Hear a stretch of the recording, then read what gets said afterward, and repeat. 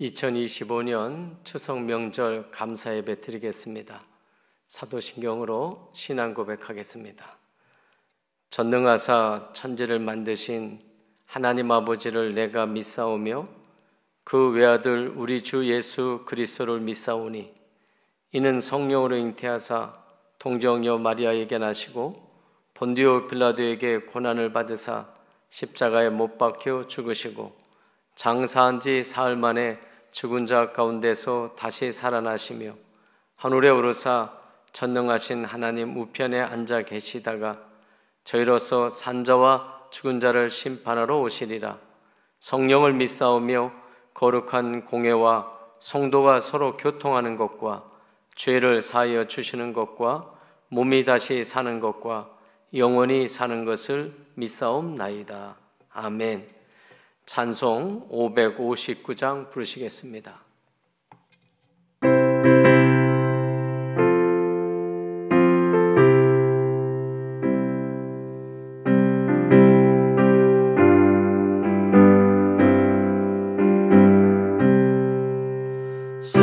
사절의 봄바람 불어있고 하나님 아버지 모셨으니 믿음의 반석도 든든하다.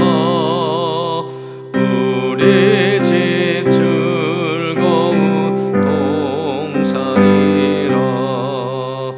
고마워라 임마누엘 예수만 섬기는 우리 집. 고마워라 임마누엘 복되고 즐거운 하루하루. 어버이 우리를 보이시고 동기들 사랑에 뭉쳐있고 기쁨과 설움도 같이 하리. 한간에 좁아도 천국이라. 고마워라 임마누엘 예수만 섬기는 우리 집. 고마워라 임마누엘 복되고 즐거운 하루하루. 아침과 저녁에 수고하여 다 같이 일하는 온 지구가 한 상에 둘러서 먹고 마셔. 여기가 우리의 낙원이라. 고마워라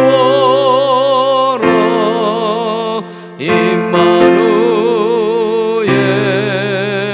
예수만 섬기는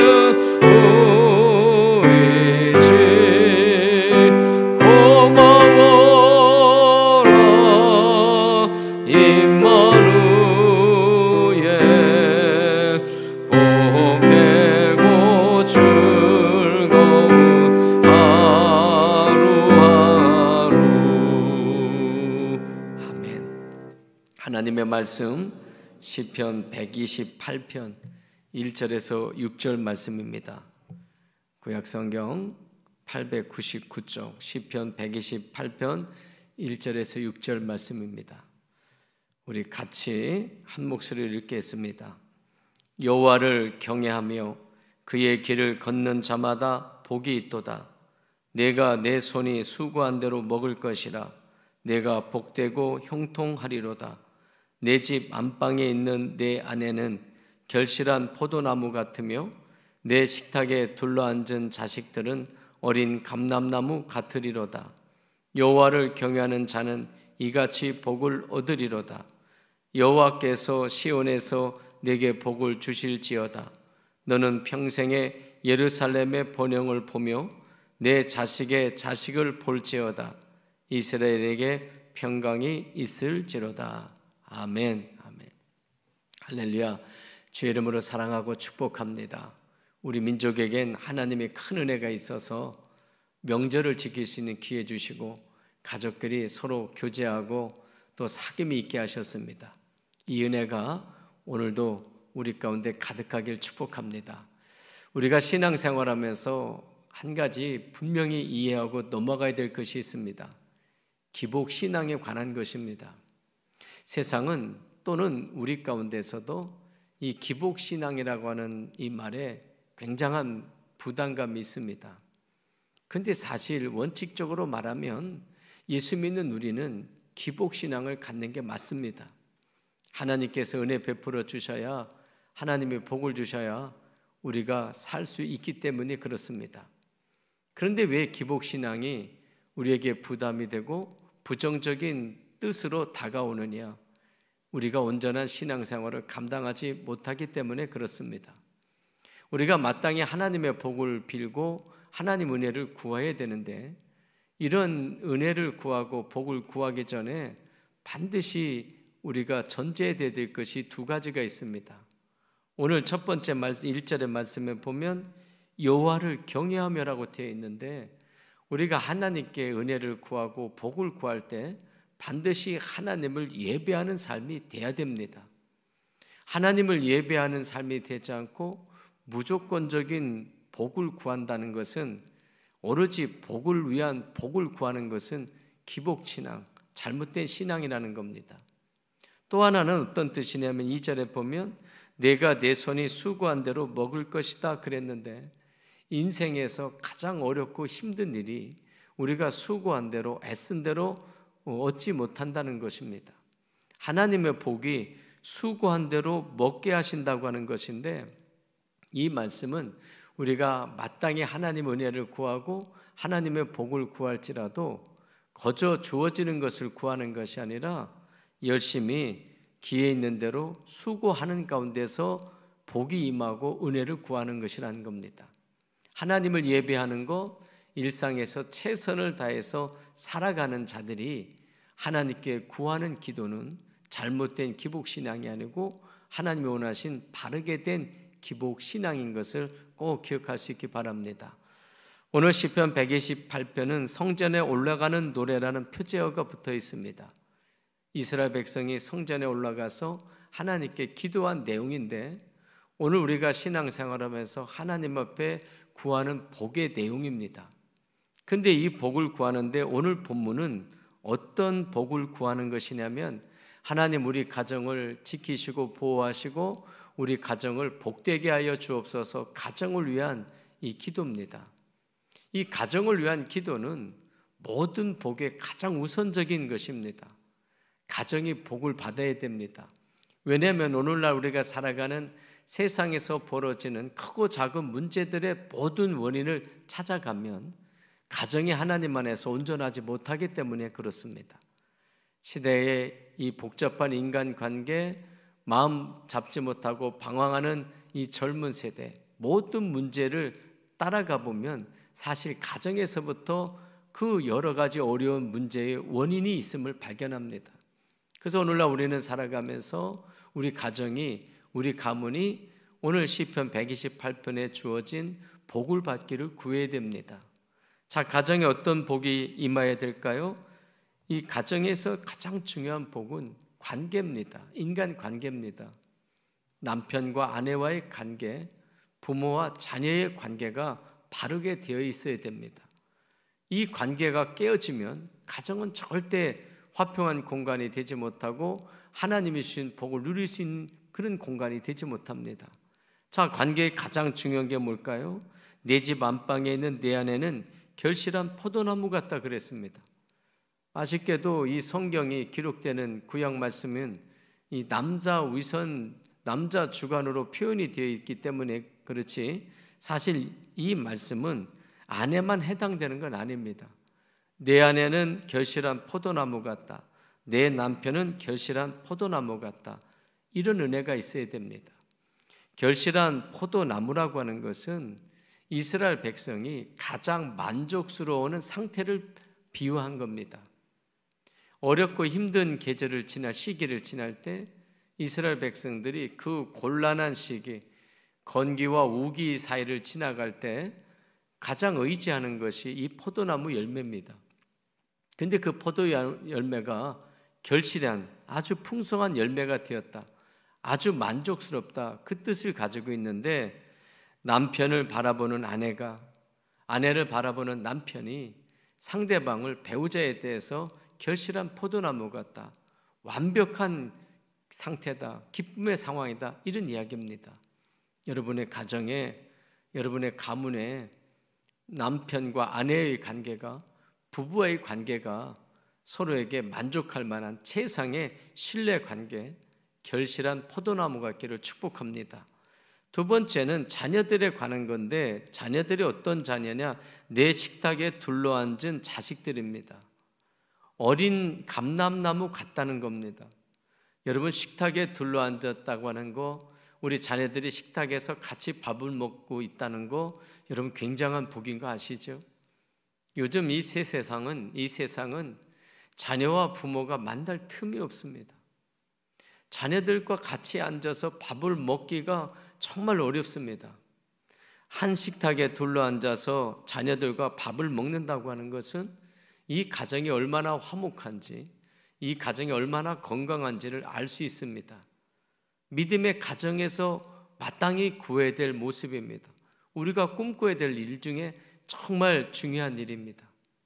식탁에 둘러앉아 같이 교제하고 음식을 나누는 이 자녀들은 어린 감람나무 같다는 겁니다. 이 감람나무는 올리브나무인데, 이 감람나무의 특징이 빠르게 잘 자란다는 겁니다. 무성합니다. 그리고 이 감람나무의 생명은 굉장히 깁니다. 놀랍게도 그런 기록이 있는 걸 봤습니다.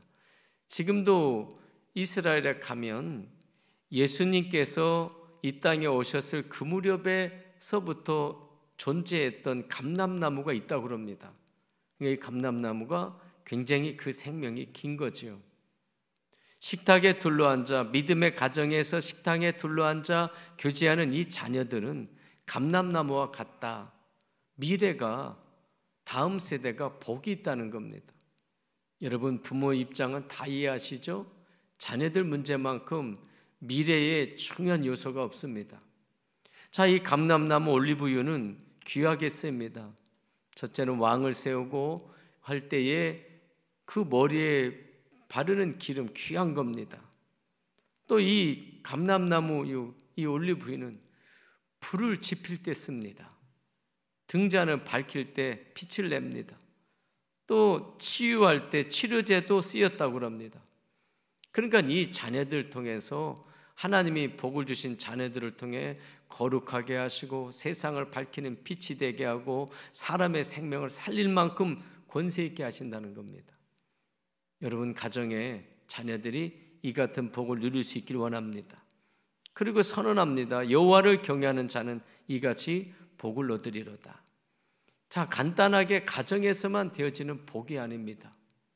부부관계가 서로를 바라볼 때 결실한 포도나무 같은 완전한 신뢰감이 있고, 자녀들이 한 식탁 안에서 밥을 먹으며 교제하는 이 건강한 가정을 통해서 주시는 놀라운 복, 거룩한 복, 또 치료의 복, 생명을 살리는 복, 이런 복으로 인해서 이 축복이 점점점 확장되어 가는데, 그것이 뭐냐? 5절 말씀입니다. 여호와께서 시온에서 내게 복을 주실지어다. 너는 평생에 예루살렘의 번영을 보며. 시온에서 내게 복을 주실지어다는 것은 하나님의 성전이 있는 시온산을 의미하므로 결국 하나님께서 복을 줄 거다는 그 표현입니다. 하나님께서 복된 가정에 복을 주시니까, 하나님을 경외하는 가정에 복을 주시니까 그 복이 어디까지 가냐? 예루살렘의 번영까지 간다는 거예요. 처음에는 단순히 우리 가정만 누리는 복인 줄 알았는데 우리 가정의 복이 교회의 복이 되고 지역사회의 복이 되고 열방의 복이 된다는 겁니다. 우리 가정을 통해서 주어지는 축복이 이와 같기를 원합니다. 그리고 6절 말씀입니다. 내 자식의 자식을 볼지어다. 이스라엘에게 평강이 있을지로다. 하나님이 주신 축복으로 인하여 대를 이어갈수록 그 하나님의 복이 더 견고해지고 분명해진다는 겁니다. 여러분, 오늘날 자녀들이 신앙생활에서 많은 어려움을 겪고 있습니다. 그것이 부모들의 큰 걱정이고 기도 제목입니다. 대대에 예수 믿는 이 신앙이 유산으로 남는다는 것만큼 복되고 소망적인 일이 없습니다. 우리 가정에 하나님의 큰 은혜가 임하셔서 자손의 자손이 믿음 가운데 거하는 그런 은총이 있기를 축복합니다. 늘 기도하는 대로 우리 동북교회는 3대가 모여서 예배하는 거룩한 교회 되고 이 힘으로 인하여 선교하고 주님 오신 그날까지 귀하게 쓰임받기를 주님으로 간절히 소망합니다. 기도하겠습니다. 하나님 아버지, 오늘 예배하는 우리 동북교회 모든 성도 가정 위에 가문 위에 하나님 큰 은혜 더하여 주시길 원합니다. 먼저는 부부가 주님 믿음 안에 결실한 포도나무와 같이 온전하고 화목하게 하시며 우리 자녀들이 식탁에 둘러앉아 밥을 먹으며 교제하며 하나님께서 귀히 쓰셔서 거룩한 백성으로 하나님 사람의 생명을 살리고 치료하고 세상을 밝히는 놀라운 역사를 감당할 수 있도록 인도해 주옵소서. 각 가정의 복이 이웃의 복이 되게 하시고 이 민족의 복이 되게 하시고 열방의 복이 되게 하여 주옵시며 이러한 축복이 그쳐지지 않고 끊어지지 않고 대대의 큰 유산으로 남게 하여 주옵소서. 이번 명절 기간 하나님 은혜 가운데 잘 지나게 하시고 먼 길 가고 오는 길 안전하게 하시고 성령 충만케 하여 주옵소서. 지금은 우리 주 예수 그리스도의 은혜와 아버지 하나님의 크신 사랑과 성령님의 감화감동 역사하시고 교통하심이 하나님을 예배하며 하나님의 복을 구함으로 믿음의 가문되고 가정되며 열방의 귀한 복음의 증인되기 원하는 주의 자녀들 삶 위에 이제부터 영원까지 함께 하시기를 간절히 축원하옵나이다. 아멘.